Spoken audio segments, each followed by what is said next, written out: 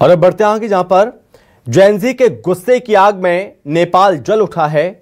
नेपाल में तख्तापलट हो गया है और नेपाल के प्रधानमंत्री केपी शर्मा ओली ने इस्तीफा दे दिया, जिसके बाद सेना ने मोर्चा संभाल लिया।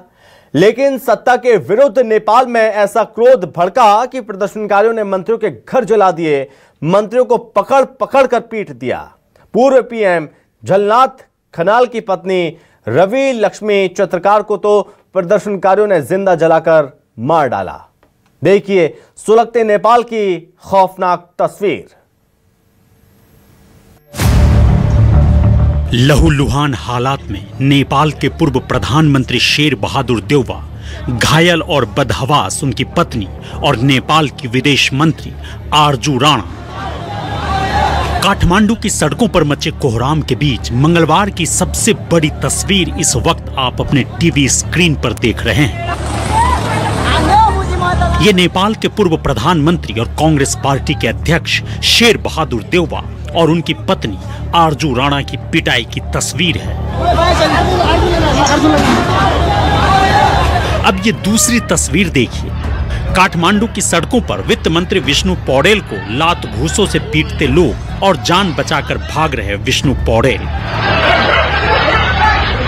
देखिए कैसे विष्णु पौडेल बदहवास हालत में जान बचाकर भाग रहे थे। तभी एक शख्स ने ऐसा जोरदार लात मारा कि मंत्री पौडेल सड़क पर ही गिर गए।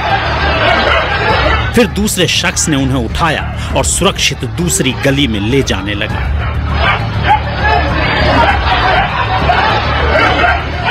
अब ये तीसरी तस्वीर देखिए। ये पूर्व प्रधानमंत्री झलनाथ खनाल की पत्नी रवि लक्ष्मी चित्रकार हैं, जो प्रदर्शनकारियों की आगजनी में बुरी तरह झुलस गई थी और इलाज के दौरान अस्पताल में दम तोड़ दिया। नेपाल के वर्तमान हालात को समझने के लिए ये 4 तस्वीर ही काफी है, जिनसे नेपाल की ताजा स्थिति को समझा जा सकता है। लेकिन ये सिक्के का एक पहलू है।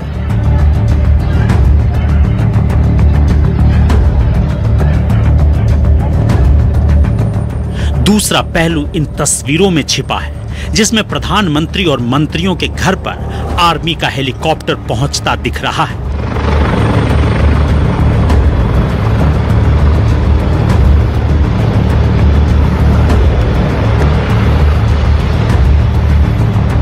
दरअसल प्रदर्शनकारी जब मंत्रियों के घर में घुसने लगे तो सेना ने अपने हेलीकॉप्टर भेजकर प्रधानमंत्री केपी शर्मा ओली और बाकी मंत्रियों को हेलीकॉप्टर से रेस्क्यू कर सेना के कैंप में भेज दिया। नेपाल को इस हालात तक पहुंचाने के जिम्मेदार प्रधानमंत्री केपी शर्मा ओली ने जब देखा कि हालात बेकाबू हो गए, मंत्री और प्रधानमंत्री की जान पर बन आई, तो पहले धड़ाधड़ मंत्रियों के इस्तीफे आए और फिर दोपहर होते होते पीएम ओली ने भी अपना इस्तीफा राष्ट्रपति को सौंप दिया। ओली ने अपने इस्तीफे में लिखा, देश में उत्पन्न असामान्य स्थिति को ध्यान में रखते हुए संवैधानिक तरीके से समस्या का समाधान और राजनीतिक हल के लिए मैंने प्रधानमंत्री पद से इस्तीफा दिया है। Bureau report, news 24।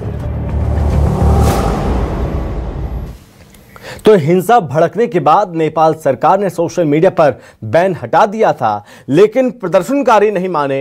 नेपाल में राष्ट्रपति भवन में आग लगा दी, संसद भवन, प्रधानमंत्री आवास, कांग्रेस और एमएलए के दफ्तर को फूंक दिया गया। काठमांडू के शौर्य का प्रतीक सिंह दरबार को भी गुस्साई भीड़ ने नहीं छोड़ा, आग के हवाले कर दिया गया। रिपोर्ट आपको दिखाते हैं। धू धू कर जल रहे नेपाल में लोकतंत्र के मंदिर को देखिए। ये नेपाल के काठमांडू स्थित वहां का संसद भवन है, जहां प्रदर्शनकारियों ने पहले तोड़फोड़ की, दीवारों को नुकसान पहुंचाया, मेन गेट तोड़कर गिराया और फिर संसद भवन को आग के हवाले कर दिया।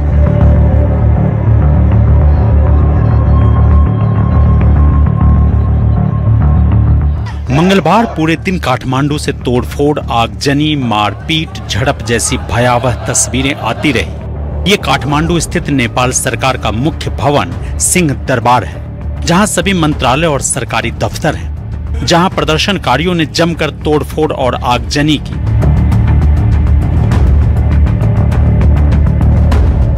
धुएं का ये गुबार देखिए। काठमांडू का आसमान काले धुएं से भरा हुआ है। देखिए कैसे प्रदर्शनकारी सिंह दरबार के मुख्य गेट पर चढ़ गए। मुख्य गेट पर सुरक्षा कर्मियों के हथियार छीन लिए गए। देखिए प्रदर्शनकारियों के हाथों में ये हथियार। ये तस्वीर सिंह दरबार के मुख्य दरवाजे की है।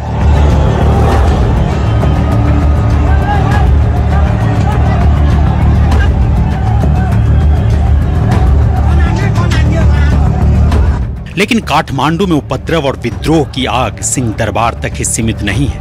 काठमांडू में प्रधानमंत्री आवास को भी प्रदर्शनकारियों ने निशाना बनाया।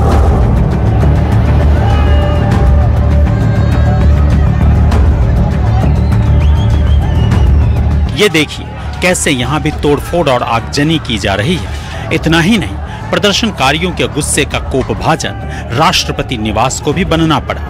यहां भी प्रदर्शनकारी गेट तोड़कर अंदर घुसते और आगजनी करते दिखे। यही हालात गृह मंत्री के निजी निवास का भी है। यहां भी गृह मंत्री के घर को आग के हवाले कर दिया गया। सत्ताधारी पार्टी नेपाली कांग्रेस और एमाले के कार्यालय से भी ऐसी ही तस्वीरें आई हैं, जहां धुएं का गुबार और आग की लपटें उठती दिखी। इतना ही नहीं, प्रदर्शनकारियों ने पूर्व प्रधानमंत्री पुष्पकमल दाहाल प्रचंड के निजी आवास को भी आग के हवाले कर दिया।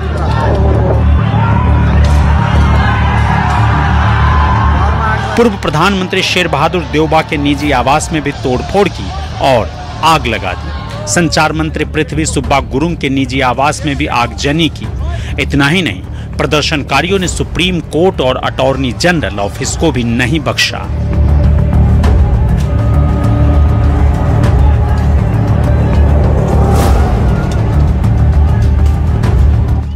नेपाल में ताजा हालात ये हैं कि काठमांडू की सड़कें सुनसान हैं और आसमान धुएं के गुबार से भरा हुआ है। Bureau report, news 24।